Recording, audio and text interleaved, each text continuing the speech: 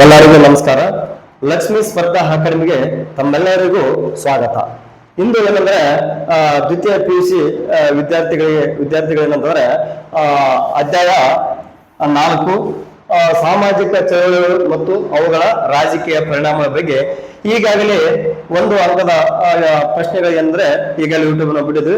ಇದೇನಂದ್ರೆ ಎರಡನೇದಂತಂದ್ರೆ 2 ಅಂಕದ ಪ್ರಶ್ನೆಗಳಿಗೆ ಸಂಬಂಧಪಟ್ಟಂತಂದ್ರೆ ನಮ್ಮ ಲಕ್ಷ್ಮೀ ಸ್ಪರ್ಧಾ ಅಕಾಡೆಮಿಯಿಂದ ಅಂದ್ರೆ ತಮ್ಮೆಲ್ಲರಿಗೆ ಏನಂದ್ರೆ ಒಂದು ಪರೀಕ್ಷಾ ದೃಷ್ಟಿಯಿಂದ ಪೂರ್ವ ತಯಾರಿ ಮಾಡಿಕೊಳ್ಳಬೇಕು ಅನ್ನೋ ಒಂದು ಉದ್ದೇಶದಿಂದ ಅಂತಂದ್ರೆ ನಮ್ಮ ಉಚಿತವಾಗಿ ಏನಂದ್ರೆ ನಮ್ಮ ಲಕ್ಷ್ಮೀ ಸ್ಪರ್ಧಾ ಅಕಾಡೆಮಿಯಿಂದ ತಮ್ಮೆಲ್ಲರಿಗೆ ಏನಂದ್ರೆ ಅವಕಾಶ ಇರುವಂತದ್ದು.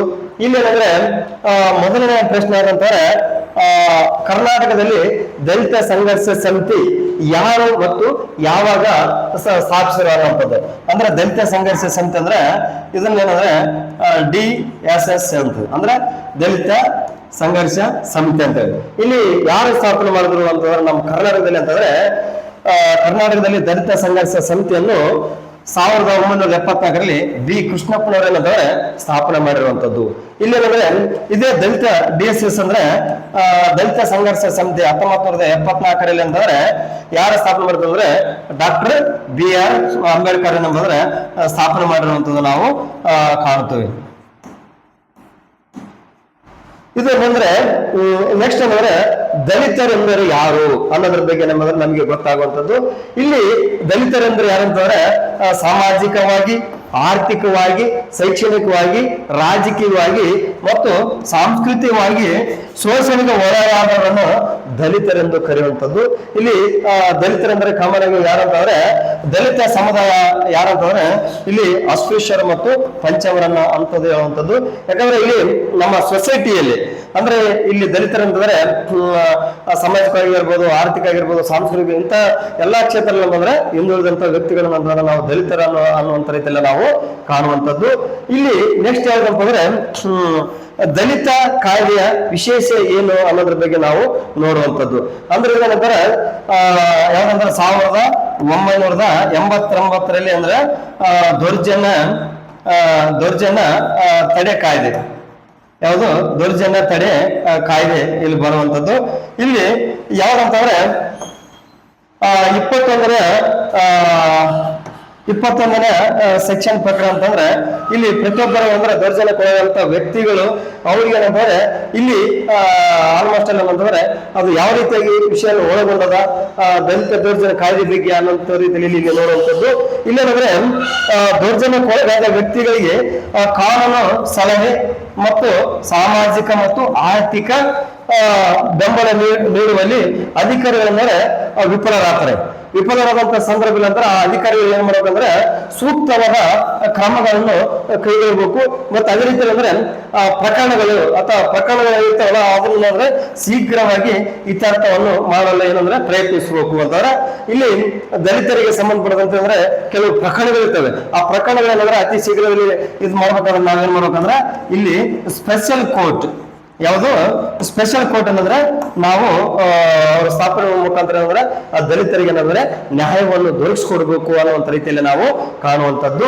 ನೆಕ್ಸ್ಟ್ ಏನಂದ್ರೆ ಇಲ್ಲಿ ಯಾವಂದ್ರೆ ಪ್ರಮುಖವಾದಂತ ಪ್ರಶ್ನೆ, ಇದು ಇಂಪಾರ್ಟೆಂಟ್ ಆಗಿರುವಂತ ಪ್ರಶ್ನೆ ಅಂದ್ರೆ ಡಾಕ್ಟರ್ BR ಅಂಬೇಡ್ಕರ್ ಅವರ 3 ವಾಣಿಗಳು ಅಂದ್ರೆ 3 ಸ್ಲೋಗನ್ ಯಾವುವು ಅನ್ನೋದ್ರ ಬಗ್ಗೆ ನಾವು ನೋಡುವಂತ ಸಂದರ್ಭ ಅಂದ್ರೆ ಇವರ ಡಾಕ್ಟರ್ BR ಅಂಬೇಡ್ಕರ್ 3 ವಾಣಿಗಳು ಯಾವಂತಂದ್ರೆ ಇಲ್ಲಿ ಶಿಕ್ಷಣ ಬರುವಂತದ್ದು, ಸಂಘಟನೆ ಮತ್ತು ಹೋರಾಟ. ಅಂದ್ರೆ ಇಲ್ಲಿ ದಲಿತರು ಅಥವಾ ಅಸ್ಪೃಶ್ಯರು ಅವರೇನಂದ್ರೆ ಈಗಾಗಲೇ ಒಂದು ಪತ್ರಿಕೆಯನ್ನು ಬರ್ತಾರೆ ಅಂದ್ರೆ ಲೋಕನಾಯಕ ಅಂತ ಪತ್ರಿಕೆ. ಯಾಕಂದ್ರೆ ಮೇಲು ವರ್ಗದವರು ಕೆಳ ವರ್ಗದವರಿಗೆ ಯಾಕೆ ಹಿಂಸೆ ಮಾಡ್ತಾರ ಅನ್ನೋದ್ರ ಬಗ್ಗೆ ಏನಂದ್ರೆ ಪರಿಜ್ಞಾನ ಇಲ್ಲದಿರುವಂತ ಸಂದರ್ಭ ಅಂದ್ರೆ ಆ ವ್ಯಕ್ತಿಗಳು ಏನಂದ್ರೆ ಮೊದಲು ಏನ್ ಮಾಡ್ಬೇಕು, ಶಿಕ್ಷಣವನ್ನು ಪಡಿಬೇಕು. ಅಂದ್ರೆ ಅವ್ರೇನ್ ಮಾಡ್ಬೇಕು ಅಂದ್ರೆ ಸುಕ್ಷಿತರಾಗಂತಂದ್ರೆ ಅಲ್ಲಿ ಎಲ್ಲಾ ರೀತಿಯಾದಂತ ಪ್ರಜ್ಞೆಯನ್ನು ಗೊತ್ತಾಗ್ತದೆ.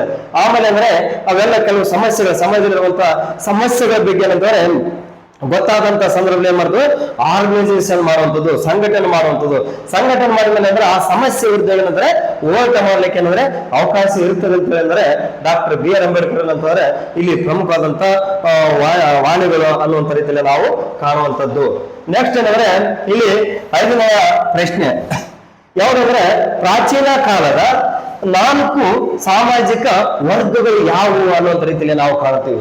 ಇವು ಯಾವ ಅಂತಂದ್ರೆ ಈಗಾಗಲೇ ನಿಮಗೆ ಗೊತ್ತಿರುವಂತದ್ದು ಬರುವಂತ ಮನುಸ್ಮೃತಿ ಏನಂದ್ರೆ ಇಲ್ಲಿ ಯಾವ್ದಂದ್ರೆ ಬ್ರಾಹ್ಮಣ ಬರುವಂತದ್ದು, ಕ್ಷತ್ರಿಯ, ಆಮೇಲೆ ವೈಶ್ಯ, ಶೂದ್ರ, ಇಲ್ಲಿ ಸಾಮಾಜಿಕ ವರ್ಗಗಳು ಅನ್ನುವಂಥ ರೀತಿಯಲ್ಲಿ ನಾವು ಕಾಣುವಂಥದ್ದು. ನೆಕ್ಸ್ಟ್ ಅಂದ್ರೆ ಇಲ್ಲಿ 6ನೇ ಪ್ರಶ್ನೆ, ಇನ್ನೊಂದು ವರ್ಗದವರ ಏಳಿಗೆಗಾಗಿ ಹೋರಾಡಿದ ನಾಯಕರು ಯಾರು ಅನ್ನೋಂಥ ರೀತಿಯಲ್ಲಿ ನಾವು ಕಾಣುವಂಥದ್ದು. ಆಲ್ಮೋಸ್ಟ್ ಅಂದ್ರೆ ಇಲ್ಲಿ ನಾವೇನಂದ್ರೆ ಇಲ್ಲಿ ನಿಖರವಾದಂತ ರೀತಿಯಲ್ಲಿ ಏನಂದ್ರೆ ಬರದಾಗ ಮಾತ್ರ ನಮಗೆ ಅಂಕಗಳು ಬರಲಿಕ್ಕೆ ಅವಕಾಶ ಇರುವಂತದ್ದು. ಇಲ್ಲೇನಂದ್ರೆ ಶ್ರೀ ನಾರಾಯಣ ಗುರು ಇವರೇನಂದ್ರೆ ಕೇರಳದವರು. ಮತ್ತು ನೆಕ್ಸ್ಟ್ ಅಂದ್ರೆ ಮಹಾರಾಜ್ ಸಾಯಜ್ವ ಗಾಯಕ್ವಾಡ್ ಇವರೇನಂದ್ರೆ ಗ್ವಾಲಿಯವರು ಅಂತ ಹೇಳುವಂಥದ್ದು. ನೆಕ್ಸ್ಟ್ ಏನಪ್ಪ ಅಂದ್ರೆ ನಮ್ಮ ಮೈಸೂರು ಸಂಸ್ಥದ ಮಹಾರಾಜರಾದಂತರ ನಾಲ್ವಡಿ ಕೃಷ್ಣರಾಜ ಒಡೆಯರು ಬರುವಂತವ್ರು. ಇವರೇನಂದ್ರೆ ಇದು ಹಿಂದುಳಿದ ವರ್ಗದ ಚಳವಳಿಗಾಗಿ ಹೋರಾಟ ಮಾಡಿದಂತ ವ್ಯಕ್ತಿಗಳು ಅನ್ನುವಂಥದ್ದು ನಾವು ಕಾಣುವಂಥದ್ದು. ನೆಕ್ಸ್ಟ್ ಏನಂದ್ರೆ ಇಲ್ಲಿ 7ನೇ ಪ್ರಶ್ನೆ ನೋಡಿದಂತ ಸಂದರ್ಭ ಅಂದ್ರೆ ಕರ್ನಾಟಕದಲ್ಲಿ ಹಿಂದುಳಿದ ವರ್ಗಗಳ ಹೋರಾಟ ಎಲ್ಲಿ ಮತ್ತು ಯಾವಾಗ ನಡೆಯಿತು ಅನ್ನೋಂಥ ರೀತಿಯಲ್ಲಿ ನಾವು ಅಂದ್ರೆ ಕರ್ನಾಟಕ ಹಿಂದುಳಿದ ವರ್ಗದ ಹೋರಾಟ ಎಲ್ಲಿ ಅಂತಂದ್ರೆ ಎಲ್ಲಿ ಅಂದ್ರೆ ಇಲ್ಲಿ 1920 ನಡೀತದ. ಇದರ ನೇತೃತ್ವವನ್ನು ಯಾರು ವಹಿಸಿರ್ತಾರೆ ಅಂದ್ರೆ ಶ್ರೀ ಕಾಂತರಾಜ್ ಅರಸರವರ ನೇತೃತ್ವದಲ್ಲಿ ಏನಂದ್ರೆ ಮೈಸೂರು ಸಂಸ್ಥಾನದಲ್ಲಿ ಮೈಸೂರು ಸಂಸ್ಥಾನದಲ್ಲಿ ಏನಂದ್ರೆ ಪ್ರಾರಂಭವಾಗಿರುವಂತದ್ದು. ನಾವು ಅಂದ್ರೆ ಕರ್ನಾಟಕದ ಹಿಂದುಳಿದ ವರ್ಗಗಳ ಬಗ್ಗೆ ಅಂದ್ರೆ ಹೋರಾಟ ಎಲ್ಲಿ ಆರಂಭ ಆಯ್ತು ಅನ್ನೋದ್ರ ಬಗ್ಗೆ ಅಂದ್ರೆ ಈ ರೀತಿಯಾದಂತ ನಾವು ನೋಡುವಂಥದ್ದು. ನೆಕ್ಸ್ಟ್ ನಂಬರ್ 8ನೇ ಪ್ರಶ್ನೆ ಅಂದ್ರೆ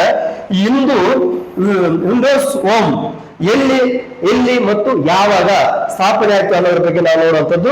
ಇಲ್ಲೇನಂದ್ರೆ ವಿಂಡೋಸ್ ಹೋಮ್ ಅಂತಾರೆ 1899 ಇಲ್ಲಂದ್ರೆ ಪೂನಾದಲ್ಲಿ ಸ್ಥಾಪನೆ ಆಯ್ತು ಅನ್ನೋದ್ರ ರೀತಿಯಲ್ಲಿ ನಾವು ಕಾಣುವಂಥದ್ದು.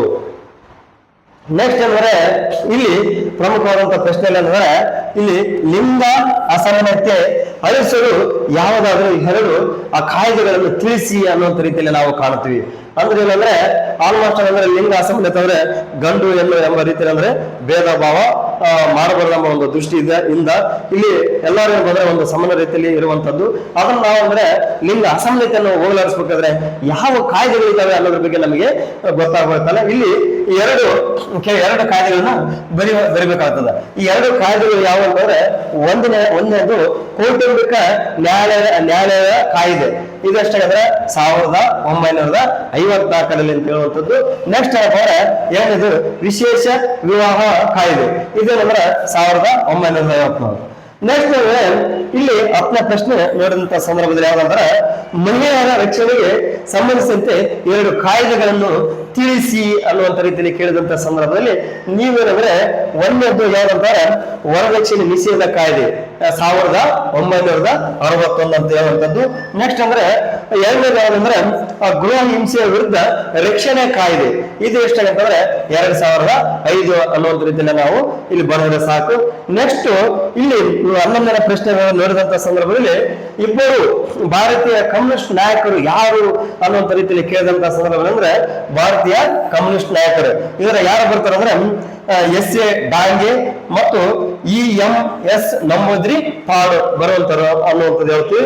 ನೆಕ್ಸ್ಟ್ ಏನಂದ್ರೆ 12ನೇ ಪ್ರಶ್ನೆ ಅಂದ್ರೆ ಕಾರ್ಮಿಕರಂದ್ರೆ ಯಾರು ಅನ್ನುವಂಥ ರೀತಿಯಲ್ಲಿ ಕೇಳುವಂಥದ್ದು ನೋಡ್ತೀವಿ. ಇಲ್ಲಾಂದ್ರೆ ಕೃಷಿಯಲ್ಲಿ ಮತ್ತು ಕೈಗಾರಿಕೆಯಲ್ಲಿ ತಮ್ಮ ಯಾವ್ದಂದ್ರೆ ದೈಹಿಕ ಶ್ರಮ ಅಂದ್ರೆ ಬಾಡಿ ಏನಂದ್ರೆ ಫಿಸಿಕಲ್ ಅನ್ನು ಬೆಳೆಸಿ ಏನಂದ್ರೆ ಕೆಲಸ ಮಾಡುವಂಥದ್ದು. ಅಂದ್ರೆ ದೈಹಿಕ ಶ್ರಮದ ಮೂಲಕ ಕೆಲಸ ಮಾಡೋರಂದ್ರೆ ಕಾರ್ಮಿಕರು ಅನ್ನುವಂಥ ರೀತಿಯಲ್ಲಿ ನಾವು ಕಾಣುತ್ತೇವೆ. ಯಾಕಂದ್ರೆ ನಮ್ಮಲ್ಲಿ ಅಂದ್ರೆ ಕಾರ್ಮಿಕರು ಅಂದ್ರೆ ಹೊಲದಲ್ಲಿ ಆಗಿರ್ಬೋದು, ತೋಟದಲ್ಲಿ ಆಗಿರ್ಬೋದು, ಇತರೆ ಬೇರೆ ಬೇರೆ ಎಲ್ಲ ರೀತಿಯಲ್ಲಿ ಅಂದ್ರೆ ಕೆಲಸ ಮಾಡುವಂಥದ್ದು ಕಾಣ್ತೀವಿ. ಅದೇ ರೀತಿಯಲ್ಲಿ ಅಂದ್ರೆ ಕಾರ್ಮಿಕರು ಅಂದ್ರೆ ಫ್ಯಾಕ್ಟರಿಗಳಲ್ಲಿ ಅಂದ್ರೆ ಕಾರ್ಖಾನೆಗಳಲ್ಲಿ ಅಂದ್ರೆ ಕಾರ್ಮಿಕರು ಅಂದ್ರೆ ಅವ್ರು ಏನ್ ಮಾಡ್ತಾರೆ ದೈಹಿಕ ಶ್ರಮವನ್ನು ಬೆಳೆಸಿ ಏನಂತಂದ್ರೆ ಕೆಲಸ ಮಾಡುವಂಥದ್ದು ನಾವು ಕಾಣ್ತೀವಿ. ನೆಕ್ಸ್ಟ್ ಅಂದ್ರೆ ಇಲ್ಲಿ 12ನೇ ಪ್ರಶ್ನೆ ನೋಡಿದಂತ ಸಂದರ್ಭದಲ್ಲಿ ಯಾವುದಾದ್ರೂ 2 ಕಾರ್ಮಿಕ ಕಾಯ್ದೆಗಳನ್ನು ತಿಳಿಸಿ ಅನ್ನುವಂಥ ರೀತಿಯಲ್ಲಿ ನಾವು ಕಾಣುತ್ತೀವಿ. ಒಂದೇದು ಯಾವುದು ಬರ್ತದೆ ಅಂತಂದ್ರೆ ಒಂದೇದು ಕಾರ್ಮಿಕ ಪರಿಹಾರ ಕಾಯ್ದೆ. ಇದು ಎಷ್ಟಾಗಂದ್ರೆ 1923 ಬರುವಂತದ್ದು ನಾವು ಕಾಣ್ತೀವಿ. ಆಮೇಲೆ ಎರಡನೇ ವೇತನ ಬಟವಾಡೆ ಕಾಯ್ದೆ. ಇದು 1936 ಅನ್ನುವಂಥದ್ದು ರೀತಿಯಲ್ಲಿ ನಾವು ಕಾಣುವಂಥದ್ದು. ನೆಕ್ಸ್ಟ್ ನೋಡ್ರಿ ಇಲ್ಲಿ ನಮ್ಮ ರೈತರಿಗೆ ಸಂಬಂಧಪಟ್ಟದಂತೆ ನಾಯಕ ಅಂತಂದ್ರೆ ಯಾರಂದ್ರೆ ಪ್ರೊಫೆಸರ್ MD ನಂಜುಂಡಯ್ಯ ಸ್ವಾಮಿಯವರು ಅಂತಂದ್ರೆ ಈ ರೈತರಿಗೆ ಸಂಬಂಧಪಟ್ಟದಂತಂದ್ರೆ ರೈತರಿಗೆ ಪರವಾಗಿ ಏನಂದ್ರೆ ಇಲ್ಲಿ ಬೆಂಬಲವಾಗಿ ನಿಂತು ರೈತರಿಗೆ ಏನಪ್ಪ ಅಂದ್ರೆ ಪ್ರತಿ ರೈತರಿಗೆ ಅಂದ್ರೆ ಜೀವನಾಡಿಯಾಗಿ ರೈತರ ಹೃದಯಾಗಿ ಕೆಲಸ ಮಾಡಿದಂತ ವ್ಯಕ್ತಿ ಯಾರಪ್ಪ ಅಂದ್ರೆ ಪ್ರೊಫೆಸರ್ MD ನಂಜುಂಡಯ್ಯ ಅವರು ರೈತರ ಬಗ್ಗೆ ಹೋರಾಟ ಮಾಡಿರುವಂತದ್ದು ನಾವು ಕಾಣ್ತೀವಿ.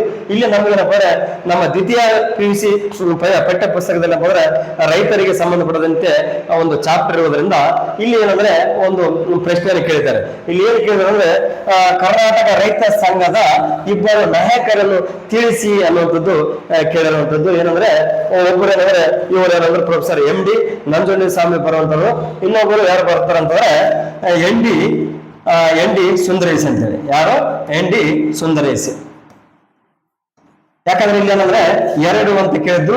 ಮೊದಲನೇ ಇವರು ಪ್ರೊಫೆಸರ್ MD ನಂಜುಂಡಯ್ಯ ಸ್ವಾಮಿ ಬರ್ತಾರೆ, ಇನ್ನೊಬ್ಬರು ND ಸುಂದರೇಶ್ ಬರುವಂತವ್ರು ಕಾಣ್ತೀವಿ. ಇಲ್ಲಿ ಯಾಕಂದ್ರೆ ರೈತರಿಗೆ ಸಂಬಂಧಪಟ್ಟಂತೆ ಹಲವು ರೀತಿಯಲ್ಲಿ ಹೋರಾಟ ಮಾಡುವಂತದ್ದು ನಾವು ಕಾಣ್ತೀವಿ.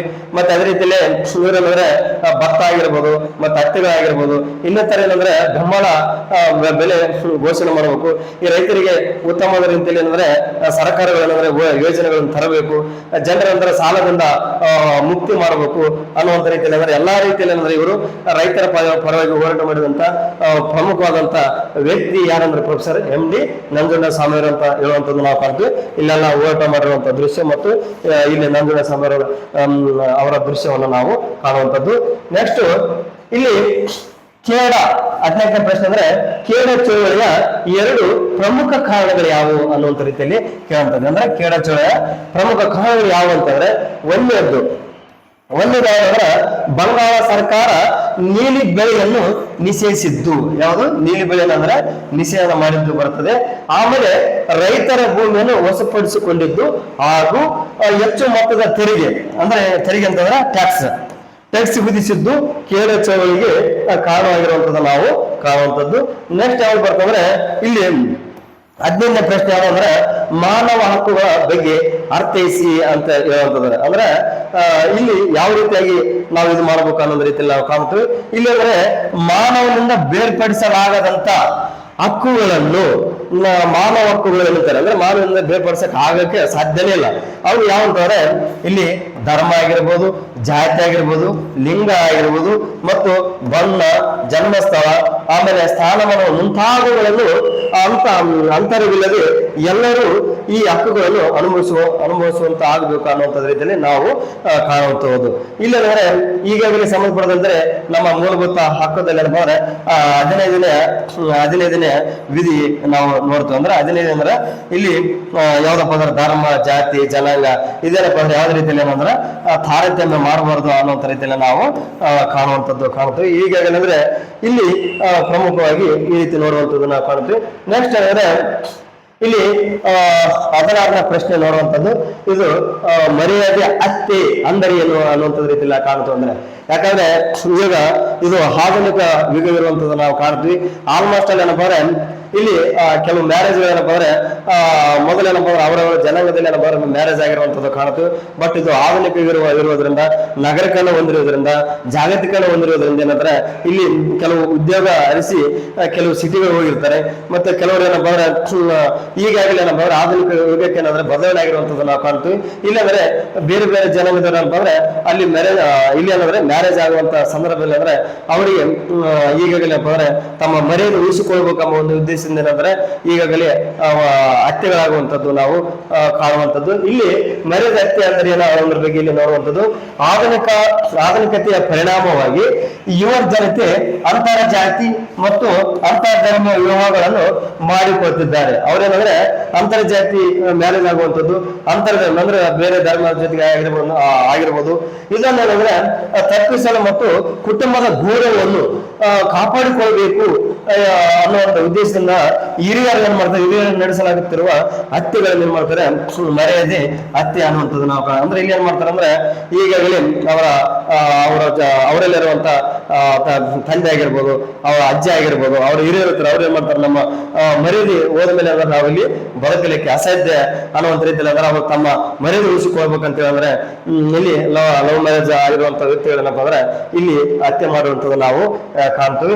ನೆಕ್ಸ್ಟ್ ಏನಂದ್ರೆ 16ನೇ ಪ್ರಶ್ನೆ ಏನಪ್ಪ ಅಂದ್ರೆ ಪರಿಸರ ಚಳವಳಿಗೆ ಸಂಬಂಧಿಸಿದ 2 ಕಾಯ್ದೆಗಳನ್ನು ತಿಳಿಸಿ ಅನ್ನುವಂಥದ್ದು ರೀತಿಯಲ್ಲಿ ನಾವು ಕಾಣ್ತೀವಿ. ಯಾವಂತಂದ್ರೆ ಒಂದನೇದು ವನ್ಯಜೀವಿ ಸಂರಕ್ಷಣಾ ಕಾಯ್ದೆ, ಇದು 1972ರಲ್ಲಿ ಬರುವಂತದ್ದು ನಾವು ಕಾಣ್ತೀವಿ. ಆಮೇಲೆ ಎರಡನೇದು ಯಾವ್ದಂತಂದ್ರೆ ಜಲಮಾಲಿನ್ಯ ತಡೆ ಮತ್ತು ನಿಯಂತ್ರಣ ಕಾಯ್ದೆ, ಇದು ಎಷ್ಟು ಅಂದ್ರೆ 1974ರಲ್ಲಿ ಬರುವಂತದ್ದು ನಾವು ಕಾಣ್ತೀವಿ. ನೆಕ್ಸ್ಟ್ ಏನಪ್ಪ ಅಂದ್ರೆ ಇಲ್ಲಿ ಆಲ್ಮೋಸ್ಟ್ ಪರಿಸರ ಅಂದ್ರೆ ಏನು ಅನ್ನೊಂದು ರೀತಿಯಲ್ಲಿ ಪ್ರಶ್ನೆಯನ್ನು 2 ಅಂಕದಲ್ಲಿ ಕೇಳಿರುವಂತದನ್ನ ನಾವು ಕಾಣ್ತೀವಿ. ಇಲ್ಲಿ ಯಾವ ರೀತಿಗೆ ಅಂತ ನೀವು ಬರಿಬೇಕಂದ್ರೆ ಇಲ್ಲಿ ಜೈವಿಕ ಮತ್ತು ಅಜೈವಿಕ ಅಂಶಗಳನ್ನು ಒಳಗೊಂಡಿರುವ ಭೌತಿಕ ವಾತಾವರಣವೇ ಪರಿಸರ ಅನ್ನುವಂತ ರೀತಿಯಲ್ಲಿ ನಾವು ಬರೆದ್ರೆ ಸಾಕು. ಇಲ್ಲಿ ಪರಿಸರವು ಹವಾಮಾನ ಮತ್ತು ವಾಯುಗುಣ, ಆಮೇಲೆ ಗಾಳಿ, ನೀರು ಮತ್ತು ಬೆಳಕು, ಬೆಂಕಿ, ಮಣ್ಣು ಮತ್ತಿತರ ಅಂಶಗಳೇನಂತಂದ್ರೆ ಒಳಗೊಂಡಿರುವಂತದ್ದು ನಾವು ಅಂದ್ರೆ ನಮ್ಮ ಸುತ್ತಮುತ್ತಲಿರುವಂತ ಪರಿಸರವನ್ನು ನಾವೇನಂದ್ರೆ ನಾವು ಸುತ್ತಮುತ್ತಲಿರುವಂತಹ ಪರಿಸರವನ್ನು ನಾವೇನಂತಂದ್ರೆ ಇಲ್ಲಿ ಪರಿಸರವು ಎಲ್ಲಾ ರೀತಿಯ ಅಂಶಗಳನ್ನು ಒಳಗೊಂಡಿರುವಂತದ್ದನ್ನ ನಾವು ಕಾಣುತ್ತೆ. ಈ ಪರಿಸರದ ಮೂಲಕ ಅಂದ್ರೆ ನಾವು ಉತ್ತಮವಾದಂತಹ ಪರಿಸರ ಇದ್ರೆ ನಾವೇನಂದ್ರೆ ಆರೋಗ್ಯವಾಗಿ ಏನಂದ್ರೆ ಇರ್ಲಿಕ್ಕೆ ಸಾಧ್ಯವಾಗಿರುವಂತದ್ದು. ಆ ಪರಿಸರ ಅಂದ್ರೆ ನಾವು ಯಾವ ರೀತಿಯಲ್ಲಿ ಹಾಳು ಮಾಡಿದ್ರೆ ನಮ್ಮ ಜೀವನ ಏನಂದ್ರೆ ನಾಶ ಆಗಿರುವಂತದ್ದು ನಾವು ಕಾಣ್ತೀವಿ. ನೆಕ್ಸ್ಟ್ ಏನಪ್ಪ ಅಂದ್ರೆ ಇಲ್ಲಿ ನಮಗೆ ಪ್ರಮುಖವಾಗಿ ಏನಪ್ಪ ಅಂದ್ರೆ ಆಲ್ಮೋಸ್ಟ್ ಅಲ್ಲೂ ಇದು ಗೊತ್ತಾಯ್ತು. ಇನ್ನೊಂದು ಅಂದ್ರೆ ಹೆಚ್ಚಿನ ರೀತಿಯಲ್ಲಿ ನಮ್ಮ ಸ್ಪರ್ಧಾ ಅಕಾಡೆಮಿ ಆಲ್ಮೋಸ್ಟ್ ಅಂದ್ರೆ ದ್ವಿತೀಯ PUC ವಿದ್ಯಾರ್ಥಿಗಳ ಜೊತೆಯಲ್ಲಿ ನಾವೇನಪ್ಪ ಅಂದ್ರೆ ಎಲ್ಲ SED ಆಗಿರ್ಬೋದು, FD ಮತ್ತು C ಗ್ರೂಪ್ ಆಗಿರ್ಬೋದು, KS ಆಗಿರ್ಬೋದು, KSET ಆಗಿರ್ಬೋದು, ಇನ್ನೊಂದು IS ಆಗಿರ್ಬೋದು, ಎಲ್ಲ ಎಕ್ಸಾಮ್ಗಳಿಗೆ ಏನಪ್ಪ ಅಂದ್ರೆ ಇಲ್ಲಿ ಕೆಲವು ಗೌರ್ಮೆಂಟ್ ಪಠ್ಯಪುಸ್ತಕ ಅಂದ್ರೆ ದ್ವಿತೀಯ PUC ಪಠ್ಯಪುಸ್ತಕಗಳಂದ್ರೆ ಪ್ರಮುಖವಾಗಿರುವಂತದನ್ನ ಕಾಣ್ತೀವಿ. ಆಲ್ಮೋಸ್ಟ್ ಎಲ್ಲ ಅಂದ್ರೆ ಇಲ್ಲಿ ಹೊಂದಾಣಿಕೆ ರೂಪದಲ್ಲಿ PUCಗೆ ಆಗಿರ್ಬೋದು, SED ಆಗಿರ್ಬೋದು ನೇರವಾದಂತ ಪ್ರಶ್ನೆಗಳನ್ನು ನಾವು ಗೊತ್ತಾಗ್ತೇವೆ. ಯಾಕಂದ್ರೆ ಇಲ್ಲಿ ಹೊಂದಾಣಿಕೆ ನಮಗೆ ಗೊತ್ತಾದ್ರೆ ಏನಂದ್ರೆ ನಾವು ಅಂಕಗಳನ್ನು ಪಡೀಲಿಕ್ಕೆ ಅವಕಾಶ ಇರುವಂತದ್ದು ನಾವು ಕಾಣ್ತೀವಿ. ಯಾಕಂದ್ರೆ ಏನಂದ್ರೆ ಕೆಲವು C ಗ್ರೂಪದಲ್ಲಿ ಆಗಿರ್ಬೋದು ಮತ್ತು PUC ಅಂದ್ರೆ ಆಗಿರ್ಬೋದು, PSC ಅಂದ್ರೆ ಕೆಲವು ನೆಗೆಟಿವ್ ಎಕ್ಸಾಮ್ ಅಂದ್ರೆ ನೆಗೆಟಿವ್ ಮಾರ್ಕ್ಸ್ ಇರೋದ್ರಿಂದ ನಾವೇನಂದ್ರೆ ಪರ್ಫೆಕ್ಟ್ ಆಗಿ ಏನಂದ್ರೆ ನಾವು ಸ್ಟಡಿ ಮಾಡ್ಬೇಕಾಗ್ತದೆ. ಪರ್ಫೆಕ್ಟ್ ಅಂದ್ರೆ ನಮ್ಮ ಲಕ್ಷ್ಮೀ ಸ್ಪರ್ಧೆ ಮೂಲಕ ಏನಂದ್ರೆ ಇಲ್ಲಿ ನಾವು ಸರಳವಾದಂತ ರೀತಿಯಲ್ಲಿ ತಮಗೆ ವಿಷಯಗಳನ್ನ ಕೊಡ್ತಾ ಇದೀವಿ. ಇಲ್ಲಂದ್ರೆ ನೋಡಿ ಸ್ಪರ್ಧಾತ್ಮಕ ಪರೀಕ್ಷೆಗಳಿಗೆ ಪ್ರಮುಖವಾದಂತಹ ಅಂಶಗಳು ಇದರಲ್ಲಿ ಭಾರತದ ದಲಿತ ಆಂದೋಲನದ ವಿವಿಧ ಹೆಸರುಗಳು. ನಮ್ಮ ಭಾರತ ದೇಶದಲ್ಲಿ ಅಂದ್ರೆ ವಿವಿಧ ರಾಜ್ಯಗಳಲ್ಲಿ ಅಂದ್ರೆ ದಲಿತ ಆಂದೋಲನದಲ್ಲಿ ಯಾವ ರೀತಿಯಲ್ಲಿ ಹೆಸರುಗಳನ್ನು ಕರೀತಾರ ಅನ್ನೋದ್ರ ಬಗ್ಗೆ ನಮಗೆ ಮನವರಿಕೆ ಇರಬೇಕಾಗ್ತದ. ಇಲ್ಲಿ ನೋಡ್ರಿ ಒಂದೊಂದು ದಲಿತ ಆಂದೋಲನ ಅಂದ್ರೆ ನಾವು ಇಲ್ಲಿ ಕರಿತೀವಿ ಅಂದ್ರೆ ಕರ್ನಾಟಕದಲ್ಲಿ ಕರೆಯುವಂಥದ್ದು. ನೆಕ್ಸ್ಟ್ ಅಂದ್ರೆ ಅಸ್ಪೃಶ್ಯತಾ ಆಂದೋಲನ ಅಂತಂದ್ರೆ ಇಲ್ಲಿ ಅಂದ್ರೆ ಇಲ್ಲಿ ಮಹಾರಾಷ್ಟ್ರ ಅನ್ನುವಂಥದ್ದು ನಾವು ಕಾಣ್ತೀವಿ. ಆದಿ ದ್ರಾವಿಡ ಆಂದೋಲನ ಅಂತಂದ್ರೆ ತಮಿಳುನಾಡಿನಲ್ಲಿ ಹೇಳುವಂಥದ್ದು. ನೆಕ್ಸ್ಟ್ ಪುಲ್ಲಯ್ಯ ಆಂದೋಲನ ಅಂತಂದ್ರೆ ಕೇರಳದಲ್ಲಿ ಆಗುವಂಥದ್ದು ನಾವು ಕಾಣ್ತೀವಿ. ನೆಕ್ಸ್ಟ್ ಆದಿ ಧರ್ಮ ಆಂದೋಲನ ಅಂತಂದ್ರೆ ಇಲ್ಲಿ ಪಂಜಾಬ್ನಲ್ಲಿ ಆಗಿರುವಂಥದ್ದು ನಾವು ಕಾಣ್ತೀವಿ. ಮತ್ತು ನೆಕ್ಸ್ಟ್ ಅಂದ್ರೆ ಕೊನೆಯದಾಗಿ ನಾಮಸೂತ್ರ ಆಂದೋಲನ ಅಂತಂದ್ರೆ ಪಶ್ಚಿಮ ಬಂಗಾಳದಲ್ಲಿ ಆಗಿರುವಂತದ್ದು ನಾವು ಕಾಣ್ತೀವಿ. ಈ ರೀತಿಯಾಗಿ ಏನಂದ್ರೆ ನೀವು ಪರ್ಫೆಕ್ಟ್ ಆದ್ರೆ ಏನಂದ್ರೆ ಎಕ್ಸಾಮ್ ದಲ್ಲಿ ಅಂದ್ರೆ ಅಂಕಗಳನ್ನು ಪಡಲಿಕ್ಕೆ ಅನುಕೂಲ ಆಗ್ತದೆ. ಉದ್ಯೋಗ ಏನಂದ್ರೆ ಅತಿ ಬೇಗನೆ ಸಿಗ್ಲಿಕ್ಕೆ ಏನಂದ್ರೆ ಇಲ್ಲಿ ಹೆಲ್ಪ್ ಆಗಿರುವಂತದ್ದು ನಾವು ಕಾಣ್ತೀವಿ. ನೆಕ್ಸ್ಟ್ ಅದೇ ರೀತಿಯಾಗಿ ಸ್ಪರ್ಧಾತ್ಮಕ ಪರೀಕ್ಷೆಗಳಿಗೆ ಸಂಬಂಧಪಟ್ಟಂತೆ ಇಲ್ಲಿ ಹಿಂದುಳಿದ ವರ್ಗದ ಏಳಿಗೆಗಾಗಿ ಹೋರಾಡಿದವರು ಯಾರು ಅನ್ನುವಂತ ರೀತಿಯಲ್ಲಿ ಕೇಳಿದಂತ ಸಂದರ್ಭದಲ್ಲಿ ಇಲ್ಲಿ ನೋಡ್ರಿ ಯಾರಂದ್ರೆ ಶ್ರೀ ನಾರಾಯಣ ಗುರು ಇವ್ರೇನಂದ್ರೆ ಯಾವ ರಾಜ್ಯಕ್ಕೆ ಸಂಬಂಧಪಡ್ತಾರಂದ್ರೆ ಕೇರಳಕ್ಕೆ ಸಂಬಂಧಪಟ್ಟಿರುವಂತದ್ದು ನಾವು ಕಾಣ್ತೀವಿ. ನೆಕ್ಸ್ಟ್ ಶ್ರೀ ಪೆರಿಯಾರ್ ರಾಮಸ್ವಾಮಿ ನಾಯ್ಕರ್ ಇವರು ಯಾವ ರಾಜ್ಯಕ್ಕೆ ಅಂದ್ರೆ ತಮಿಳುನಾಡು ರಾಜ್ಯಕ್ಕೆ ಸಂಬಂಧಪಡ್ತಾರೆ ಅಂದ್ರೆ ಹಿಂದುಳಿದ ವರ್ಗ ಸಂಬಂಧಪಟ್ಟ ಹೋರಾಡಿದವರು. ನೆಕ್ಸ್ಟ್ ಮಹಾರಾಜ ಸಯಾಜಿರಾವ್ ಗಾಯಕರ್ ಅವರು ಇವರು ಏನಪ್ಪ ಅಂದ್ರೆ ಗ್ವಾಲಿಯರ್ ಅಂತಂದ್ರೆ MP ಅಂದ್ರೆ ಮಧ್ಯಪ್ರದೇಶಕ್ಕೆ ಸಂಬಂಧಪಡದಂತ ಹೇಳುವಂತ ನೋಡುವಂಥದ್ದು. ನೆಕ್ಸ್ಟ್ ಅಂದ್ರೆ ನಾಲ್ವಡಿ ಕೃಷ್ಣ ಒಡೆಯರ್ ಅಂತಂದ್ರೆ ಇವರು ಮೈಸೂರು ಅಂತಂದ್ರೆ ನಮ್ದು ಇಲ್ಲಿ ನಮಗೆ ಕರ್ನಾಟಕಕ್ಕೆ ಸಂಬಂಧಪಡುವಂತ ವ್ಯಕ್ತಿಗಳು ಅಂದ್ರೆ ಇವರು ಹೋರಾಟ ಮಾಡೋದಂತ ಕಾಣ್ತೀವಿ. ನೆಕ್ಸ್ಟ್ ಅಂದ್ರೆ ಸಾಹು ಮಹಾರಾಜ್ ಇವರೇನಂತಂದ್ರೆ ಕೊಲ್ಲಾಪುರ್ ಸಂಬಂಧಪಡುವಂತೆ ಇಲ್ಲಿ ಹೋರಾಟ ಮಾಡಿದ ಆಯಾ ರಾಜ್ಯದಲ್ಲಿ ಅಂದ್ರೆ ಹಿಂದೂ ವರ್ಗಕ್ಕೆ ಸಂಬಂಧಪಡದಂತೆ ಹೋರಾಟ ಮಾಡಿದಂತ ವ್ಯಕ್ತಿಗಳು ಅನ್ನುವಂಥ ರೀತಿಯಲ್ಲಿ ನಾವು ಕಾಣ್ತೀವಿ. ನೆಕ್ಸ್ಟ್ ಇಲ್ಲಿ ಮತ್ತೇನಂದ್ರೆ ರೈತರಿಗೆ ಸಂಬಂಧಪಡದಂತೆ ಯಾರ್ಯಾರು ಹೋರಾಟ ಮಾಡಿದ್ರು ಅನ್ನೋದ್ರ ಬಗ್ಗೆ ನಮ್ಗೆ ಬೇಕಾಗ್ತದೆ. ಅಂದ್ರೆ ರೈತರ ಸಮಸ್ಯೆ ಬಗೆಹರಿಸಬೇಕಾದ್ರೆ ಹೋರಾಟ ಮಾಡಿದಂತ ಪ್ರಮುಖರು ಅಥವಾ ನಾಯಕರು ಯಾರು ಅನ್ನುವಂಥ ರೀತಿಯಲ್ಲಿ ನಾವು ನೋಡುವಂಥದ್ದು. ಇಲ್ಲಿ ಶರತ್ ಜೋಶಿ ಇವರೇನಪ್ಪ ಅಂದ್ರೆ ಮಹಾರಾಷ್ಟ್ರದಲ್ಲಿ ಅಂದ್ರೆ ಇಲ್ಲಿ ರೈತರಿಗೆ ಸಂಬಂಧಪಟ್ಟ ಹೋರಾಟ ಮಾಡಿದಂತ ವ್ಯಕ್ತಿಗಳು. ಮತ್ತು ಮಹೇಂದ್ರ ಸಿಂಗ್ ಟಿಕೆಟ್ ಇವರು ಉತ್ತರ ಪ್ರದೇಶದಲ್ಲಿ ಅಂದ್ರೆ ರೈತರಿಗೆ ಸಂಬಂಧಪಟ್ಟಂತ ಹೋರಾಟ ಮಾಡಿದಂತ ವ್ಯಕ್ತಿಗಳು. ಮತ್ತು ನಾರಾಯಣ ಸ್ವಾಮಿ ನಾಯ್ಡು ಇವರು ತಮಿಳುನಾಡಿನಲ್ಲಿ ತಮಿಳುನಾಡಿನಲ್ಲಿ ಹೋರಾಟ ಮಾಡಿರುವಂತ ವ್ಯಕ್ತಿಗಳು ಅನ್ನುವಂಥ ರೀತಿಯಲ್ಲಿ ನಾವು ಕಾಣುತ್ತೆ. ನೆಕ್ಸ್ಟ್ ಅಂದ್ರೆ ಪ್ರೊಫೆಸರ್ ಎಂ ಡಿ ನಂಜುಂಡಸ್ವಾಮಿ ಅಂದ್ರೆ ಕರ್ನಾಟಕ ಅಂದ್ರೆ ರೈತರ ಪರವಾಗಿ ಹೋರಾಟ ಮಾಡಿದಂತ ವ್ಯಕ್ತಿಗಳನ್ನು ಕಾಣ್ತೀವಿ. ಆಮೇಲೆ ಚೌಧರಿ ಚರಣ ಸಿಂಗರಾವ್ ಅಂದ್ರೆ ಇವರು ಇಲ್ಲಿ ನಮ್ಮ ಭಾರತದ ಯಾರಂದ್ರೆ ಮಾಜಿ ಪ್ರಧಾನಿಗಳು. ಇವರೇನಂದ್ರೆ ರೈತರಿಗೆ ಸಂಬಂಧಪಟ್ಟಂತೆ ಎಲ್ಲಾ ರೀತಿಯ ಒಂದು ಸಹಾಯಸ್ಥವನ್ನು ಮಾಡಿರುವಂತದ್ದು ನಾವು ಇಲ್ಲಿ ಕಾಣುವಂಥದ್ದು. ನೆಕ್ಸ್ಟ್ ಏನಪ್ಪ ಇಲ್ಲಿ ಕೊನೆಯದಾಗಿ ಯಾವಪ್ಪ ಅಂದ್ರೆ ಈ ಪರಿಸರಕ್ಕೆ ಸಂಬಂಧಪಟ್ಟಂತಂದ್ರೆ ಆಲ್ಮೋಸ್ಟ್ ಒಂದು ಕ್ವಶನ್ ಇದ್ದೇ ಇರ್ತದೆ. ಇಲ್ಲಿ ಏನಂದ್ರೆ ಇಲ್ಲಿ ಕೆಲವು ಕಾಯ್ದೆಗಳು ನಮಗೆ ಕೇಳಿದಂತಹ ಸಂದರ್ಭದಲ್ಲಿ ಕೆಲವು ನಮಗೆ ಏನಂದ್ರೆ ಇಶ್ಯೂಗಳು ಗೊತ್ತಾಗಲ್ಲ. ನಾವೇನಪ್ಪ ನಮ್ಮ ಲಕ್ಷ್ಮೀ ಸ್ಪರ್ಧಾ ಅಕಾಡೆಮಿ ಅಂದ್ರೆ ಕೆಲವು ಯೂಟ್ಯೂಬ್ ಅನ್ನು ನೋಡೋದ್ರ ಮೂಲಕ ಈ ಅಂಕಿ ಸಂಖ್ಯೆಗಳು ಅಂದ್ರೆ ನೇರವಾಗಿ ಏನಂದ್ರೆ ನಿಮಗೆ ಮನದಟ್ಟ ಆಗುವಂತ ರೀತಿಯಲ್ಲಿ ನಾವೇನಂದ್ರೆ ನಮ್ಮ ಲಕ್ಷ್ಮೀ ಸ್ಪರ್ಧೆಯಲ್ಲಿ ನಾವು ಏನಂದ್ರೆ ಎಲ್ಲಾ ರೀತಿಯಲ್ಲಿ ಸ್ಲೈಡ್ಗಳ ಮೂಲಕ ನಿಮಗೆ ಮನ ಮುಟ್ಟ ರೀತಿಯಲ್ಲಿ ಮಾಡಿದ್ವಿ. ಇಲ್ಲಿ ಪರಿಸರದ ಪ್ರಮುಖ ಕಾಯ್ದೆಗಳು ಯಾವುವು ಅನ್ನುವಂಥ ರೀತಿಯಲ್ಲಿ ನಾವು ಕಾಣ್ತೀವಿ.